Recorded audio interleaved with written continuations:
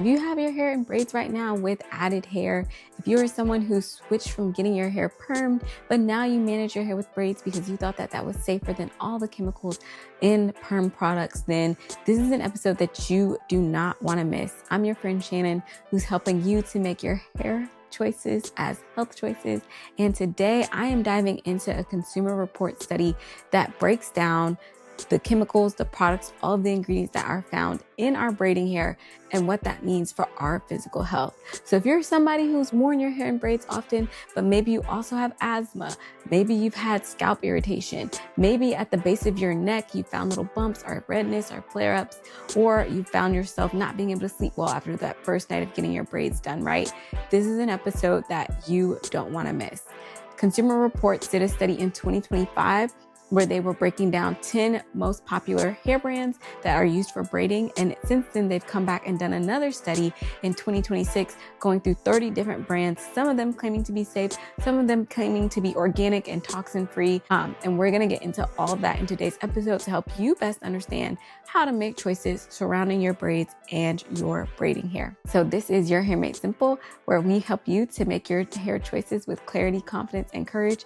And I am your host, Shannon. Now let's get into these studies. And I got note cards today because it's a lot to unpack. As I was going through this episode and reading through the articles and reading through the research, reading through the reference sources, there's just so much here. And so let's start at the top. This study that Consumer Reports did on February 27, 2025, it was on synthetic braiding hair and the test results. And they start off looking at 10 popular synthetic braiding hair brands, ones that are using Kanekalon hair, which is a very common and popular brand of hair.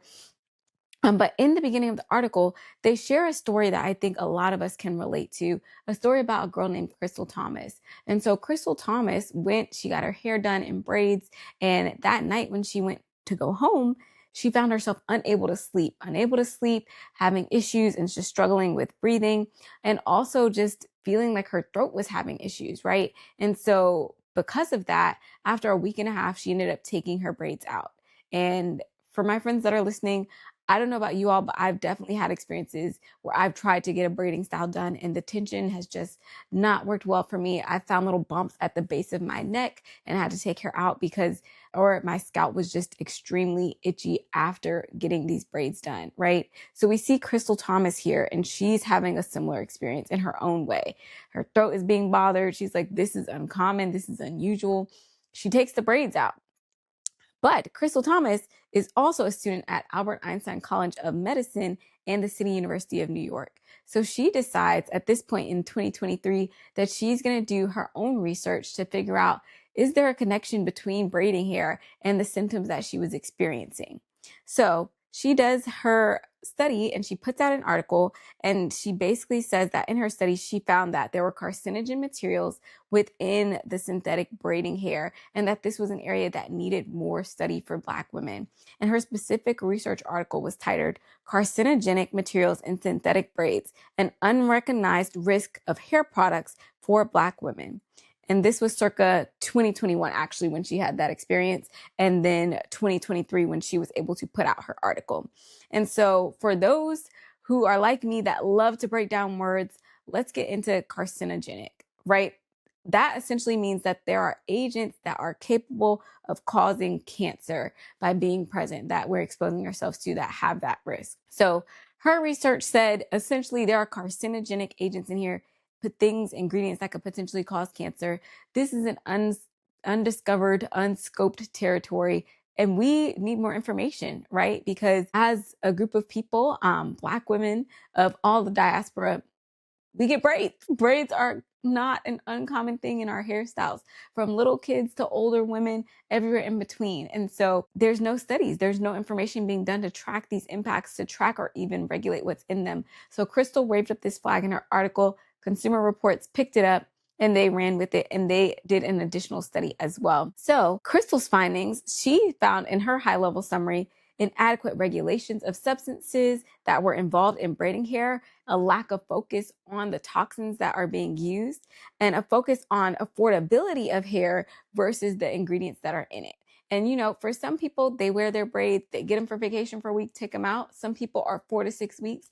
But I know, and you probably know as well, that some people wear their braids for well over or up to 3 months. And so if we think about the fact that we're putting something that's unregulated, that's not being checked for toxins, but we have now the information to say toxins are being found on our bodies and in contact with our scalps, our skin, our beings for a significant period of time, it lends the questions to what could potentially happen, right? And so this exposure, one, it's exposure over time, not just one-off experiences, because most people don't get braids just once in their life. But in addition to that, it's exposure to a population, Black women, African women, women of the diaspora, that already are at risk for endocrine disorders, breast cancer mortality, and uterine disease, which I've done another episode on the AJC's article where they are covering women in Georgia, plaintiffs in Georgia who are suing for the risk that they've experienced from already getting perms and now saying that they're having uterine cancer and ovarian cancer. So for those who are switching from perms to braids to find a better option, they're already in heightened risk and now finding that they have to consider what's in my braiding hair as a new question. And this, of course, opens up the need for further research entering in Consumer Reports. So Consumer Reports had 3 goals in their study. And these 3 goals are important because it gets into the methodology that they chose to use. They wanted to just know, were chemicals present? Are chemicals present in our braiding hair? Can you measure them and how much of each? And is there a way to determine what the risk is to us? What is really the price of putting braids in our hair? What is the price of doing that regularly? So they tested 10 different braiding hair types, a black color and a dark brown color of each brand. So 20 total, 20 different tests total. And they found carcinogens in all of the hair. All of the hair had carcinogens in it. And there were known carcinogens, which is we have definitely confirmed that these are cancer causing agents. Probable carcinogens, which are these are possible to cause cancer. There is several different articles that are out there that, can say this. And then the last category is essentially that there's maybe one article, some thoughts about this that say these could be carcinogens. For the brands that they tested, they found probable carcinogens in all of the 10 brands, meaning that there were ingredients in there that had already been identified as likely to be causing cancer by various different sources. 3 of the specific brands had known carcinogens, known cancer-causing agents present in the braiding hair. And the 3 brands that had known carcinogens were the Expressions brand, the X brand, and the Rua brand of pre-stretched kids braiding hair 12 inches. They had a chemical called benzene in them, which is already known to be a carcinogen. Every other type of braiding hair that was tested had probable carcinogens. The other ones were the 100% Kanekalon jumbo braid, the Free Trust X pre-stretched braid 301, the 34-inch, the Afro Twist pre-fluffed wrapping hair, organic master mix water curl weave, wavy hair weave, Lulu Trust crochet braid passion twist, and the Flexi Rod Curls crochet 14-inch. So those were the 10 ones that they tested. All of those had probable carcinogens. 3 of them, the top 3, had known carcinogens. And after that, they did an additional test for identifying heavy metals. They wanted to see what metals were present in the hair products, and 9 out of 10 of these products also tested, showing that they had lead present in them. All of the brands, except for Expressions, came back positive for lead results.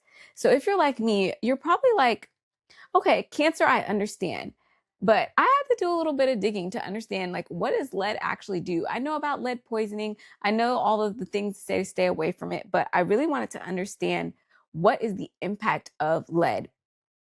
So over time, lead can infiltrate your organs and your tissues. It can cause nervous system damage, cardiovascular issues, kidney damage, and high blood pressure risk as it builds up and piles up in your organs and in your bodies. So with that context, these chemicals and these toxins are being found in our braiding hair that we are being exposed to over time. Now, Consumer Reports did their study based on the contact, if we are able to touch it. They also based it on the risk of if we are putting it in our mouths, but they considered the hand contact of if you're braiding or touching your hair and then like touching your mouth as well being one kind of main factor for transference.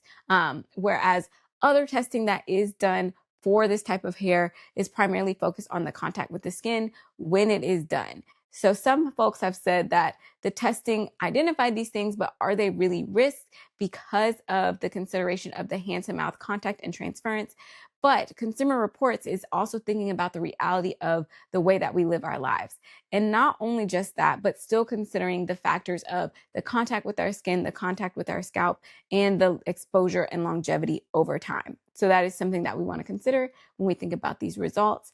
However, the study also did say, and the doctors that were quoted in the studies referenced that the evidence is there in the reactions that we see with our scalp, with the irritation. A lot of times, some people are also allergic to these things and they show up with the redness, with the bumps, all of those different things. So we see the evidence there being present in how we're reacting to the skin. Another factor that they tested for were VOCs, which stands for volatile organic compounds.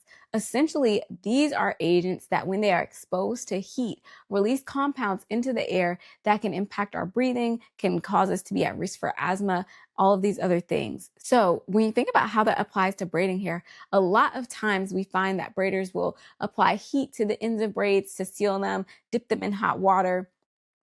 And those heat applications can cause the VOCs to become active and expose us to these chemicals that will then cause us to potentially be at risk for asthma and things that will impact our breathing. The primary VOC that was found to be present in the hair was acetone, which when boiled at 212 degrees Fahrenheit can activate and cause exposure to our lungs, to our breathing, and our capacities. So they considered acetone not only from the inhalation aspect, but also from the potential ingestion as well. When Consumer Reports did all this research, they reached out to the FDA to inquire on their comments, and the FDA said that they didn't have any comments and also stated that there may be other agencies or organizations that are responsible for regulating these, although they couldn't identify who those agencies or organizations were at the time.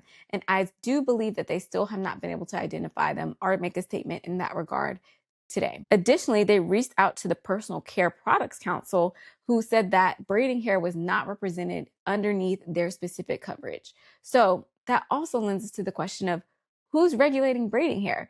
Who's regulating these ingredients that are going onto a large populations of women, men, whomever's heads? After they did their 2025 study, lots of brands were mentioned like Rebundle, like Doso Beauty, who are considered to be safer alternatives to the braiding hair that was tested and in question. In 2026, Consumer Research did a follow-up study to the 2025 article that was published on reviewing synthetic braiding hair. And this time around, they went to organizations as well as consumers, and they added in human hair, brands that were considered to be chemical-free, and plant-based brands. And they did a total of 30 brands for this round of studies, and the results were honestly quite surprising. They did brands such as Slay, Doso Beauty, Rebundle, Gal, all which claim to be in the chemical-free space, in the plant-based hair space, as well as 9 human hair brands, other brands that were synthetic fibers but have been washed and cleansed and claimed to be chemical-free. And 29 out of those 30 brands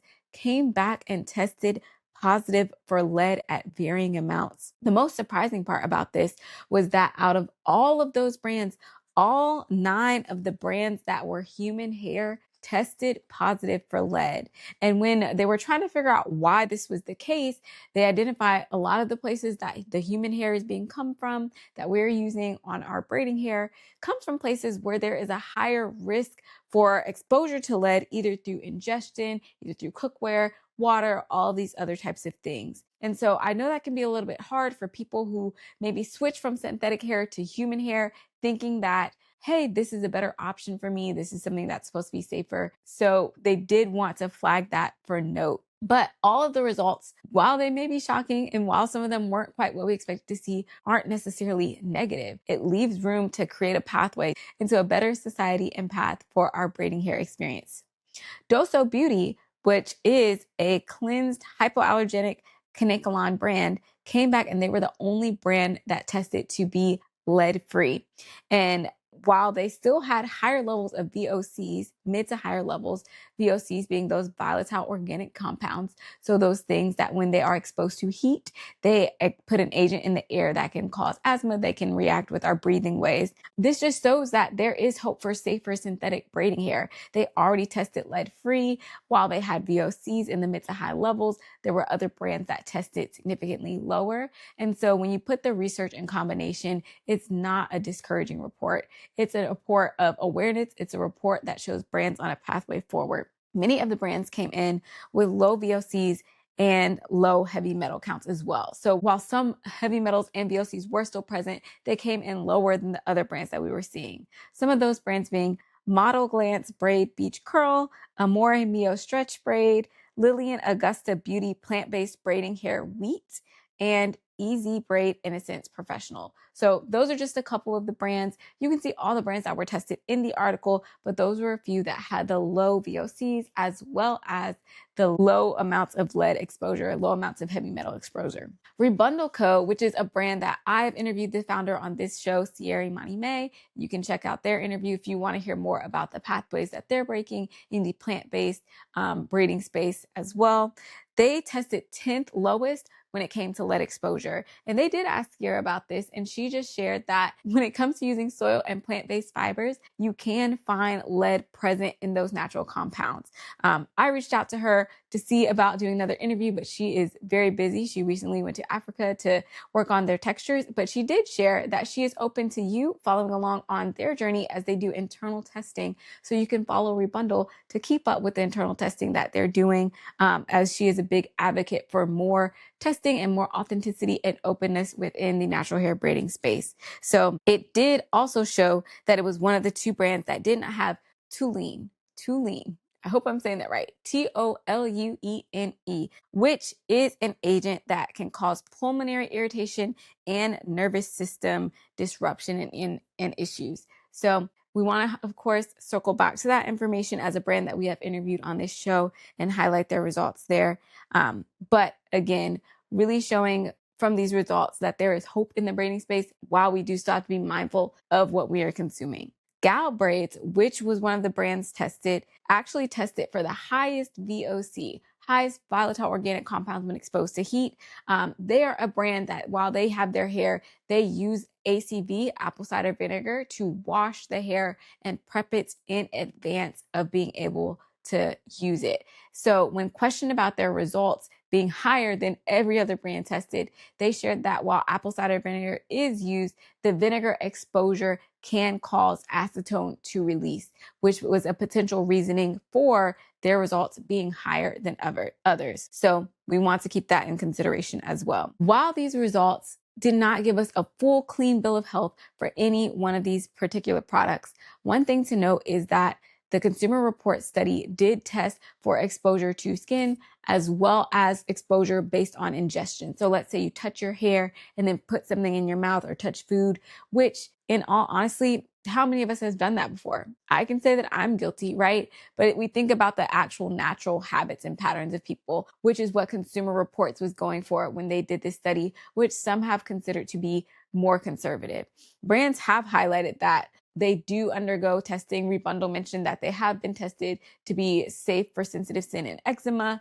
And so it really comes down to what are we considering safety and what are we supposed to be seeing these brands test for and be held accountable for? And who is the agency to do all of that, right? These brands are navigating pathways, and there are some that, while they have doubled down and said that they have never received reports of issue, I believe Gal brand was one of the ones who said that they have never received reports of issues from their consumers. Other brands stated that they're happy to see testing being done like Rebundle. Other brands such as Doso Beauty responded and saying that they're already preparing to undergo second waves of testing and that they post the testing results for all of their braiding hair on their site where you and I can go to see them. So if you are curious about their results, you can head over to Doso Beauty's website and check it out for yourself and see exactly what they're coming up with in their testings. So the responses from the brands were quite varied. However, I think something that comes out of this is the question of what is considered safety. While the Consumer Report Search did this study, they weren't necessarily looking for things against legal standards.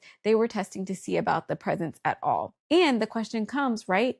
depending on what you're testing for, this is a space that still isn't as widely regulated as we would like it to be. However, we've also seen rise up from this study highlighting brands that while they're not getting everything perfect, they are committed to the journey. Brands like Doso Beauty, Rebundle, and New Village who support regulation in this space to help make safer braiding hair for yourself and myself. And when it comes to regulation, there are already other models that the US can be taking and following. The European Union has already banned over 1,300 toxic ingredients from cosmetic use versus the US's 11. The European Union already has a model that's in place that hopefully we can see take form and model here in the States in the future. And while the onus shouldn't be on you and it shouldn't be on me to have to think about what's in our braiding hair, the reality is that this is still a landscape that we both have to navigate. So what can we do to make sure that we have safe hair experiences, safe braiding hair experiences, informed braiding hair experiences? We can start with investing in companies that are invested in change. Some of the companies like Doso Beauty, Rebundle, New Village, companies that were testing lower in their results. We can start with supporting these companies when we do choose to get braiding hair as we seek to transition, as we seek to better understand our styles. We can prioritize those products with lower and fewer chemicals. And we can also encourage our braiders to wear gloves. If you're a braider, you can also wear gloves. One of the things that they talked about was the risk for braiders when it came to the hand contact, spending all the time sitting in chairs, braiding, maybe stopping for a snack, doing all these other things, but that prolonged exposure over time, dipping the hair in heat. Being mindful of the covering yourself, protecting your skin when you're navigating the braiding experience. Avoiding braiding hair heat applications, the heating on the ends, the dipping in hot waters. These are things that can help to reduce the volatile organic compounds, essentially the exposure of chemicals in the air around us when we're doing braiding hair because of the heightened heat application. Additionally, as one of those brands mentioned, they said that they never got one complaint from a consumer. So as consumers, it's our job to speak up. If you've ever had a brand of braiding hair that made your scalp itchy, that made the base of your neck get little knots on it, that made your scalp red, or that gave you issues with your throat, like Crystal in the beginning of our story did, you can not only put in a report to the Consumer Product and Safety Commission through saferproducts.gov, but you can also report those things to the FDA and reach out to that specific brand and company, letting them know your issues. So that way a brand will never say again that they didn't get the reports. If they have the information, then it's on them. So as we wrap today's episode and recap, let's talk about what's your next step. I'm going to leave you with 3 questions that you can consider as you prepare for your next hairstyle. And the first one is, what braiding hair are you using? Do you know if your hair is on the Consumer Reports list and if it was a part of the study? If not, I'm dropping the link to the study below in the box so you can check it out and see where your braiding hair falls if it's present on that list. The next thing to decide is, what is your next style going to be? If you've had your hair in braids for a while, maybe it's time to give it a break as you explore something new and try to understand your hair. And if you need help with that along your journey, I have a podcast episode where I go through key things and tenets to understand about your natural hair to help you better care for it that you can check out as you start to refresh your hair routine. And if you're considering continuing to get braids, maybe consider transitioning to a brand that tested on the lower end. Some of those brands like Model Glance, Braid Beach Curl, Amore Mio Stretch Braid, Doso Beauty, Rebundle, some of the brands that are committed to the journey of testing, of regulation, and are already showing up a bit lower on the scale. So as you decide on your next move, be encouraged that while we are still navigating this landscape and we are navigating, there is hope for these companies based on these testing results, based on the brands that we've seen test lower, the pathways that they're using, the continuous testing that they are doing to take back this information and to refine their results, to refine their braiding hair processes for us to continue to experience our braiding hair. But it's also an encouraging time to reflect on caring for your own natural hair. How do you feel and how do you experience your hair when it's out of the braids? Maybe it's time for a revisit to explore what you look like and how you feel when you aren't constantly wearing braids all the time. If they've been in for 3 months, if they've been in back to back, if they've been mostly in braids for the last year, I want to take a moment to encourage you to let these results open you up to re-exploring the world of caring for your own natural hair. And we're here at Your Hair Made Simple, providing all the information to help you embrace your natural hair with clarity, confidence, and courage along the way. So That's a wrap for this Consumer Report study. Until next time, remember that all hair is good hair and your hair is good hair. All right.